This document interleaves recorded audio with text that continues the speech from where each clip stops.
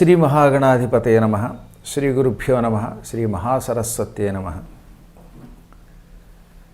నమః శివాభ్యాం నవయౌవనాభ్యాం పరస్పరాశ్లిష్టవపుర్ధరాభ్యాం నగేంద్రకన్యా వృషకేతనాభ్యాం నమో నమః శంకర పార్వతీభ్యాం. భోగ సర్పశరీరం. భోగము అనే ఒక శబ్దమునకు పాము యొక్క శరీరము అచ్చుట్టలో అని పేరు అన్నమాట. నిజానికి భోగి అంటే అర్థం పాము యొక్క శరీరపు చుట్ట. దాన్ని పండగకి ఎందుకు పేరు పెట్టారు? భోగి అనే పండుగ, సంక్రాంతి అనే పండుగ, కనుమ అనే పండుగ, ఈ 3 రోజుల పండుగలో ప్రారంభపు దివసాన్ని భోగి అని అంటారు. ఈ పాము పేరు ఎందుకు పెట్టారు అని కొందరికి అనుమానం. ఇదే ఇందులో ఉన్న అంతరార్థం. భోగి అనే పండుగ శరీరములోని యోగశక్తికి ఒక ప్రతీక. మన శరీరం అంతా ఒక అద్భుతమైన అమరిక. భగవంతుడు ఎముకలతో ఒక అస్థిపంజరం తయారు చేసి మళ్ళీ వెన్నుపూస అని ఒకటి పెట్టాడు. దాన్నే వెన్ను ఎముక అని కొందరు, వెన్ను పాము అని కొందరు పిలుస్తారు. ఈ వెన్నుపాము దగ్గర ఉన్న దివ్యశక్తినే కుండలినీ శక్తి అని కూడా పిలుస్తారు. ఈ కుండలినీ శక్తినే భోగి అని కూడా పిలుస్తారు. ఆదిశేషుడు, వాసుకి అని పిలువబడేటటువంటి సర్పముల వంటి ఒక సర్పం మన వెన్నుని ఆనుకుని ఉన్నది. వెన్నుపూసని అలా చుట్టలుగా చుట్టుకొని పడగ కిందకి పెట్టి తోక పైకి పెట్టిన పాము ఆకారంలో మన వెన్నుపూస దగ్గర కుండలిని అని ఒక శక్తి ఉన్నది. భోగి అనే పండుగ నాడు తెల్లవారుజామున లేచి తల మీద నూనె పెట్టుకుని, అది కూడా మళ్ళీ నువ్వుల నూనె పెట్టుకోవాలి. ఇలా నువ్వుల నూనె పెట్టుకుని ఒళ్ళంతా నువ్వుల నూనె సున్నిపిండి పెట్టి బాగా నలుగు పెట్టుకుని ఆ తర్వాత కుంకుడుకాయలతో తల రుద్దుకుంటే అప్పుడు ఈ కుండలిని శక్తి ధగధగలాడుతున్న కాంతివంతమైనదిగా మారి కింద నుంచి పైదాకా చురుకుగా ప్రయాణం చేస్తుంది. మంచి బలమైన విద్యుత్తు యొక్క తీగలోకి, కరెంటు తీగలోకి కరెంటు బాగా వేగంగా ప్రవహించినట్టుగా తుప్పు పెట్టిన తీగలోకి లేకపోతే సరైనటువంటి కానటువంటి తీగల్లోకి అంత ఎక్కువగా ఎలక్ట్రిసిటీ రాదు. అదే మంచి లావైన తీగ, బాగా మెరుగు పెట్టబడిన తీగలోకి ఎలక్ట్రిసిటీ పంపండి, టక్కన ప్రవాహం అవుతుంది. ఆ విద్యుత్ ఎలా ప్రవహిస్తుందో అలాగే ఒళ్ళంతా నలుగు పెట్టుకుని కుంకుడుకాయ పులుసుతో తలంటుకుని అభ్యంగర స్నానం చేసిన వాడి శరీరంలో కూడా ఒక విద్యుత్ ప్రవహిస్తుంది. దానిని కుండలిని అంటారు.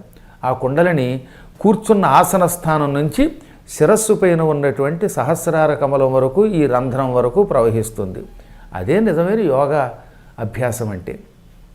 ఈ యోగాభ్యాసానికి అనువైనటువంటి దినము గనక, యోగాభ్యాసం చురుకుగా జరిగేటట్టు చేసే రోజు గనక ఆ మొదటి రోజుని, సంక్రాంతి పండుగల్లో మొదటి రోజుని భోగి అన్నారు.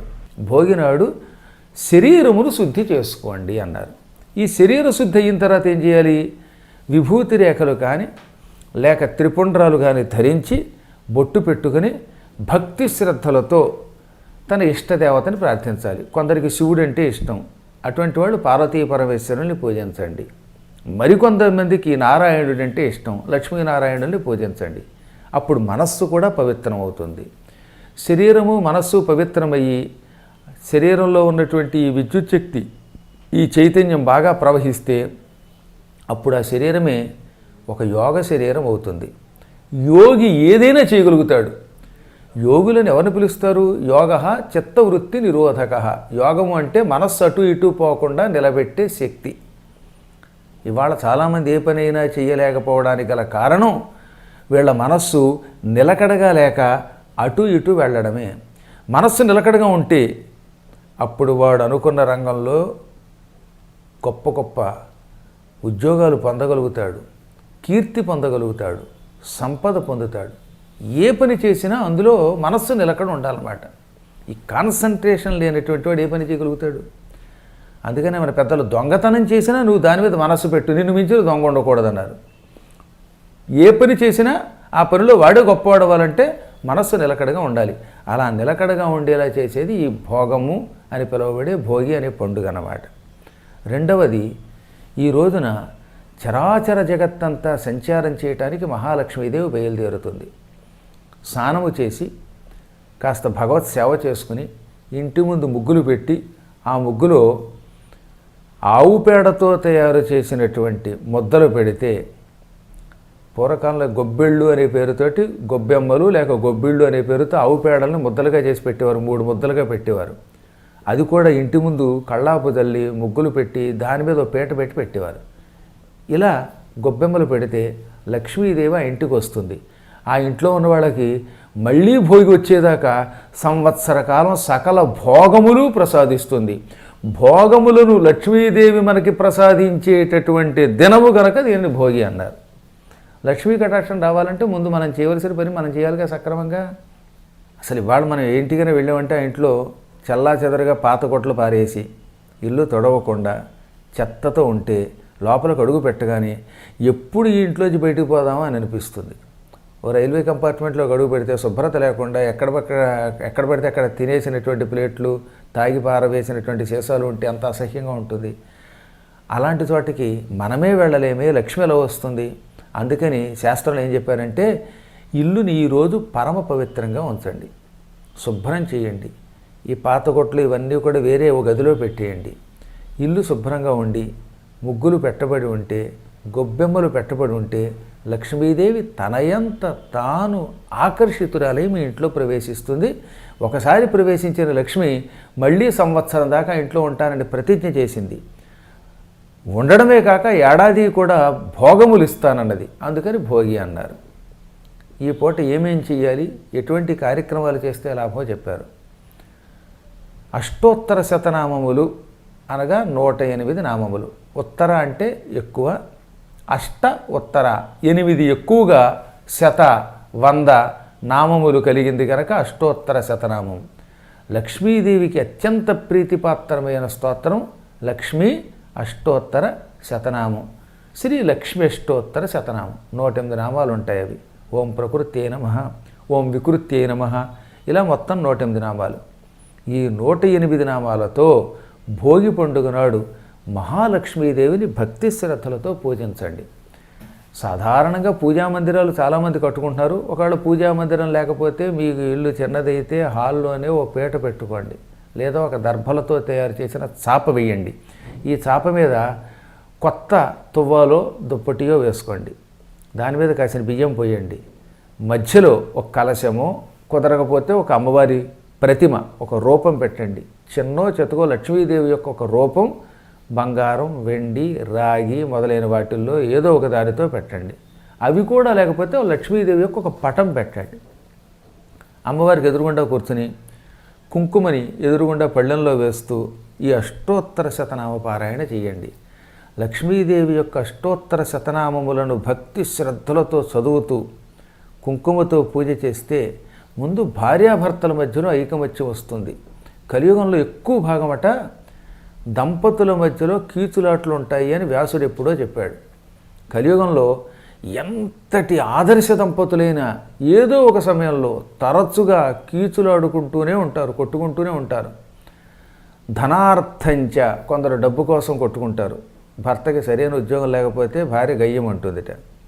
లేదా డబ్బు ఉంటే ఏమవుతుంది, వస్త్రార్థంచ, ఎన్ని బట్టలున్నా వెళ్ళి కొత్తవి కొనాలి అని కీచులాడుకుంటారట.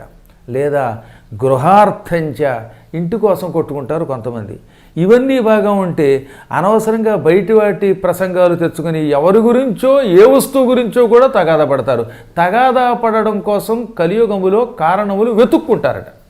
పూర్వం శాంతికి కారణాలు వెతికేవారు, కలియుగంలో భార్యాభర్తలు తగాదా పడడం కోసం లేనిపోని వెతుక్కుంటారట. వ్యాసుడు ఏనాడో ఈ విషయాన్ని వర్ణించాడు భవిష్య పురాణంలో. ఈ భోగి, సంక్రాంతి వీటి గురించి వ్యాసుడు భవిష్య పురాణంలో వివరిస్తూ కలియుగంలో విచిత్రంగా ఉంటారు దంపతులు, తగాదా పడ్డానికి కారణం వెతుకుతారట. 25 ఏళ్ల క్రితం మీ నాన్న నాకు బట్టలు పెడతానన్నాడు, పెట్టలేదు, ఆయన పోయాడు, ఇప్పుడు వీళ్ళు లేరు, వీళ్ళకి 25 ఏళ్ళు అయింది. 25 ఏళ్ల క్రితం బట్టలు పెడతానన్నట్టు సంక్రాంతికి, అది వాళ్ళు మర్చిపోయేటవాడు నాన్న. అది ఇప్పుడు తీసుకుని భర్త గారు భార్యను తెప్పుతాట. అప్పుడు భార్య ఏమంటుంది, మీ అమ్మ నాకు 30 ఏళ్ల క్రితం గొలుసు పెడతానంది, ఆ గొలుసు తీసుకెళ్ళి బచ్చలి పులుసు చేసుకుంది అని ఈవిడి తెప్పుతుందిట. ఇలా ఏదో ఒక కారణం కెలుక్కుని తగాదా పడతారు. ఈ భయంకరమైన తగాదాల నుంచి బయటపడడానికి కూడా ఈ అర్చన చెయ్యాలి. అంటే లక్ష్మీదేవి యొక్క కటాక్షం పొందడానికి అష్టోత్తర శతనామంతో పూజ చేస్తే అప్పుడు లక్ష్మీదేవి వారిని అనుగ్రహించి ముందు దంపతుల మధ్యలో ఉన్నటువంటి తగాదాలను తొలగతీస్తుంది.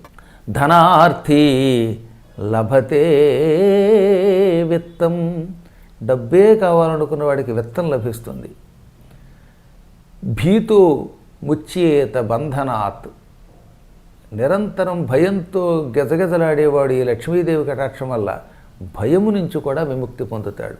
ఒకటేమిటి, అనేక శుభ ఫలితాలని ఈ భోగి అనే పండుగ మనకిస్తుంది. ఈ చరాచర జగత్తంతా గోవు మీద ఆధారపడి ఉంది. అందుకనే మన పెద్దలు గోవు కంటే గొప్ప దేవత మరొకటి లేదు అన్నారు.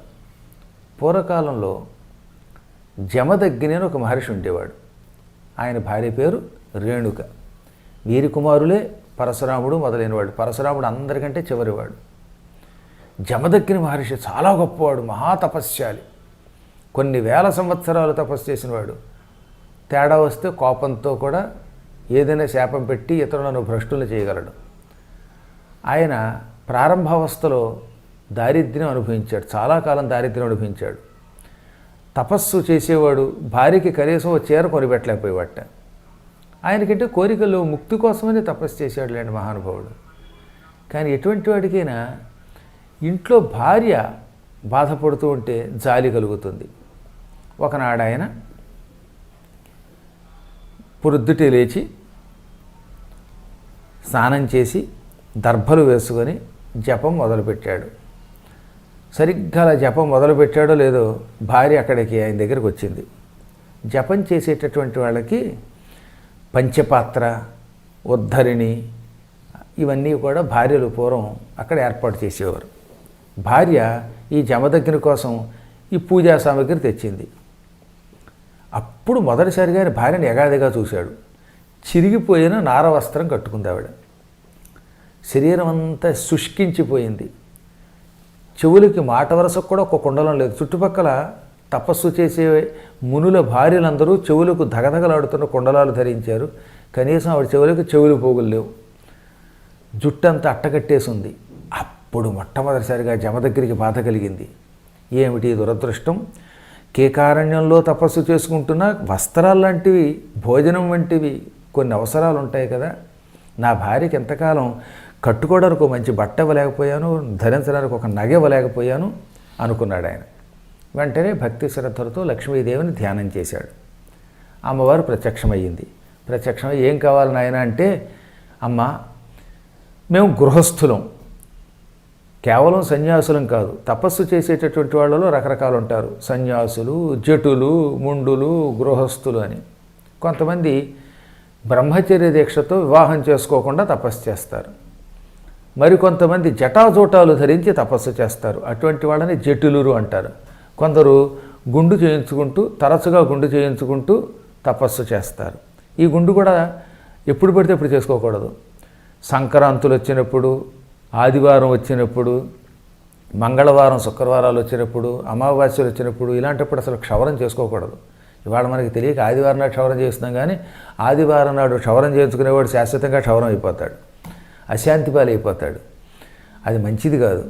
బ్రిటిష్ వాళ్ళు కుట్ర చేసి మనల్ని అందరినీ ఆదివారం సెలవు పెట్టి భ్రష్టుని చేస్తున్నారన్నమాట. ఆదివారం నాడు ఆమిషం అంటే మాంసము, మధుపానంచ మద్యపానం చేయడం, ఈ క్షవరాది కార్యక్రమాలు చేయడం, ఇవి చాలా దోషములు. అందుకే కలియుగంలో ఎక్కడ ఆరోగ్యం ఉందండి? ఒక్కడు సుఖంగా ఉంటున్నాడా?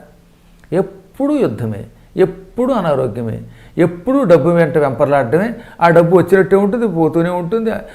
బెంగ తప్ప, బాధ తప్ప ఈరోజు మేము సంపూర్ణంగా సుఖంగా ఉన్నాం అన్నవాళ్ళు ఎంతమంది ఉంటారు ఈ కలియుగంలో? కారణం ఆదివారం నాడు చేయకూడని పనులు చేయటమే, సూర్యభగవానుడి యొక్క అనుగ్రహానికి మనం దూరం అవ్వడమే. అయితే ఏం లాభం లేండి, అలాగే చేస్తారు. ఇది కలియుగం యొక్క లక్షణం. కాబట్టి ఎట్టి పరిస్థితుల్లోనూ శిరోముండనాది కార్యక్రమాలు కొన్ని నిషిద్ధ దినాల్లో కాకుండా ప్రసిద్ధ దినాల్లో చేయాలి. అటువంటి వాళ్ళందరినీ కూడా ముండులు అంటారు, ముండనం చేయించుకునేవాళ్ళు. ఇక మేము గృహస్థాశ్రమంలో ఉన్నాం. భక్తి శ్రద్ధలతో మా దంపతులమిద్దరం అమ్మ నిన్ను ఉపాసించాం. గృహస్థాశ్రమంలో ఉన్న వాళ్ళకి కొన్ని అవసరాలు ఉంటాయి. వస్త్రం, ఆహారం, ఉండడానికి ఒక నీడ, ఇటువంటి కొన్ని వస్తువులు కావాలి. మాకేం పెద్ద భోగాలు అక్కర్లా, ఈ వస్తువులు లేవు. నా భార్య కటిక దారిద్ర్యంతో ఉన్నది, కట్టుకోవడానికి ఒక మంచి వస్త్రం కూడా లేకుండా బాధపడుతున్నది. కాబట్టి ఆమెను అనుగ్రహించు, ఒక వస్త్రం ప్రసాదించనగానే ఆవిడ చిరునవ్వు నవ్వి, నీ ప్రార్థన అంగీకరించాను. ఈరోజు భోగి, తెలుసో తెలియకో భోగి నాడు నువ్వు రోజులాగే సంధ్యావందనాదులు పూర్తి చేసుకుని నన్ను అర్చించావు. నువ్వు ఎలాగో రోజు తెల్లవారుజామున లేస్తావు బ్రాహ్మీ ముహూర్తంలో, కానీ ఈ పూట ముగ్గులు పెట్టి నా పటాన్ని పెట్టి నన్ను అష్టోత్తర శతనామంతో శ్రీసూక్తంతో పూజించావు. ఈ పూజకు మెచ్చుకున్నాను. నీ పేరుతో ప్రపంచానికి ఒక వరం ఇస్తున్నాను. భోగి అనే పర్వదినము నాడు లక్ష్మీదేవిని అష్టోత్తర శతనామాలతోటి శ్రీసూక్తంతో కానీ పూజించి ఇల్లంతా శుభ్రంగా ఉంచుకుంటే అటువంటి వాళ్ళకి కోరిన కోరికలు తీరుస్తాను. వస్త్రాలు, ధనము, ధాన్యం, సకల సంపదలు ఇస్తానని వరం ఇస్తున్నాను. ఇదిగో నీ భార్యకి నేను వస్త్రాలు మొదలైనవి ఇస్తాను, కానీ దీనికి ఒక పని చేయాలి. ఆ పని చేస్తేనే ఇస్తానన్నది. ఏమిటన్నాడు ఆయన? గోవుని భక్తితో పూజించు. గోపూజ చేస్తేనే భోగినాడు ఈ నా పూజ పనికి వస్తుంది. లక్ష్మీ పూజ వల్ల ఫలితం రావాలంటే ముందు గోపూజ చెయ్యాలి. ఆ గోపూజని నువ్వు నీ భార్య చెయ్యండి అనగా, నాకు అసలు గోవే లేదమ్మా, ఒక గోవుని ప్రసాదించు అన్నాడు ఆయన. అప్పుడు ఆవిడ, కామధేనువు యొక్క సంతానంలో సురభి అని ఒక గోవు ఉన్నది. కామధేనువుకి చాలామంది పిల్లలు ఉన్నారు. నందినీధేనువు అని ఒకటి ఉన్నది.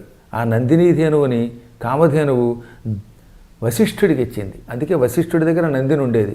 ఈ నందిని కోసమే విశ్వామిత్రుడు తగాదా పడ్డాడు వశిష్ఠుడితో. అలాగే సురభి అని ఒక ఆవిడ ఉన్నది. ఆవిడనేమో జమ దగ్గరికి ఇచ్చాడు. ఇలా చాలా గోవులు ఉన్నాయి. భూలోకంలో కొంతమంది ఋషులకు కామధేనువు తన పిల్లల్ని ఇచ్చింది. అర్హత కలిగిన వాళ్ళకే ఇచ్చిందండి. ఈ విధంగా ఆవిడ సురభినిచ్చి, ఈ ఆవు ఈ రోజు నుంచి నీ దగ్గరే ఉంటుంది. నీవు భూలోకములో ఉండాలనుకున్నంతకాలం ఈ గోవు నీ ఆశ్రమంలో ఉంటుంది. నువ్వు ఒక్కసారి శరీరము విడిచి నీ భార్యతో పాటు దివ్యలోకాలకు వెళ్ళగానే ఈ గోవు కూడా భూమి విడిచి శాశ్వతంగా స్వర్గానికి వెళ్ళిపోతుంది. ఈ గోవుని మీరు భక్తితో పూజించండి. ఇది కల్పవృక్షం, కామధేనువు కూడా. ఏది అడిగితే అది ఇస్తుంది. మీరు కావలసిన వస్తువులే అడుగుతారు, అలాగో స్వార్థంగా ఎక్కువ అడగరు. కాబట్టి ఆమెను అడిగితే అన్ని వస్తువులు ఇస్తున్నారు. కానీ సంతోషపడి లక్ష్మీదేవి అనుగ్రహం పొంది ఆ లక్ష్మీదేవి ఇచ్చిన కామధేనువు యొక్క కూతుర్ని తీసుకున్నాడు ఆయన. అంటే లక్ష్మీ కటాక్షం అంటే కామధేనువు యొక్క కూతురు ఇంట్లోకి అడుగు పెట్టిందనమాట. కామధేను అంటే మీకు తెలియదేముంది, స్వర్గలోకంలో ఉంటుంది. అది పాల సముద్రం చిలకడం వల్ల పుట్టింది. ఆ కామధేనువు దగ్గరికి వెళ్ళి ఏది అడిగితే అది ఇస్తుంది. దాని పాలు పితికామా, ఆ పాలల్లోంచి మనం కోరిన కోరికల యొక్క వస్తువులన్నీ వచ్చేస్తాయి. ఆ కామధేనువు ఎంత గొప్పదో దాని కుమార్తెలు కూడా అటువంటివి. అటువంటి కుమార్తెని స్వయముగా లక్ష్మి ఈ భోగినాడు ఇచ్చింది. అందుకే భోగి అనే పండుగను కొంతమంది సురభి అని, కామధేను అని పిలుస్తారు. కోరిన కోరికలు తీర్చే పండుగ దినం అంటారు. ఇప్పుడు ఈ సురభి జమదగ్గిని రాగానే జమదగ్గిని రేణుక భక్తితో గోవుని పూజించారు. గోవుకి పసుపు కుంకుమ పూసి ఆహారాదులు పెట్టి ఆ తర్వాత ఏం కావాలి అని ఆవిడ అడగగానే ఆయన స్వార్థం లేనివాడు కనుక వస్త్రాలు చాలు, ఏవో కొన్ని వస్తువులు అడిగాడు. యజ్ఞానికి వాటికి కావలసినవి అడిగాడు. వెంటనే గోమాత వాటిని ప్రసాదించింది. ఆ తర్వాత ఆవిడ ఏమందో తెలుసా? నాయనలారా, మీ ద్వారా లోకానికి ఒక సందేశం ఇస్తున్నాను. భోగినాడు తలంటుకొని స్నానం చేసి లక్ష్మీదేవిని పూజించాక ఇంటికి వచ్చిన గోమాతని కానీ లేదా ఏదైనా గోశాలకు వెళ్ళి కానీ ఒక్క గోవుని పూజించమనండి ప్రజల్ని. ప్రజలు అలా గోవుల్ని పూజిస్తే సంవత్సరం పాటు వాళ్ళకి నేను అనుకున్న వస్తువులు ఇస్తాను అని వరం ఇచ్చింది. అందువల్ల ఈ భోగినాడు అత్యంత భక్తి శ్రద్ధలతో గోమాతను సేవించండి. గోమాతను పూజించారా, ఇక మీరు అనుకున్న కోరికలన్నీ నెరవేరుతాయి. అసలు భోగి గురించి చెప్పడానికి యుగాలు సరిపోవు, అంత గొప్ప పండుగ అండి అది. కాబట్టి ఓ పక్కన యోగాభ్యాస తత్పరులై యోగా అభ్యాసం చేయండి. మరో పక్కన లక్ష్మిని పూజించి సంపదలు పొందండి. గోమాతని పూజించి ఆ గోమాత కటాక్షంతో అనుకున్న వస్తువులు పొందండి. అందున సాయంకాలం వేళ గొబ్బెమ్మలు పెట్టుకుని చుట్టూ తిరిగి ప్రదక్షిణ చేస్తూ పాటలు పాడుకుంటూ గోమాత చుట్టూ 3 సార్లు తిరిగితే భూప్రదక్షిణ చేసిన పుణ్యము పొందుతారు, సకల సంపదలు పొందుతారు. ఈ భోగి మీ ఇంట సకల శుభశాంతులను నింపుగాక.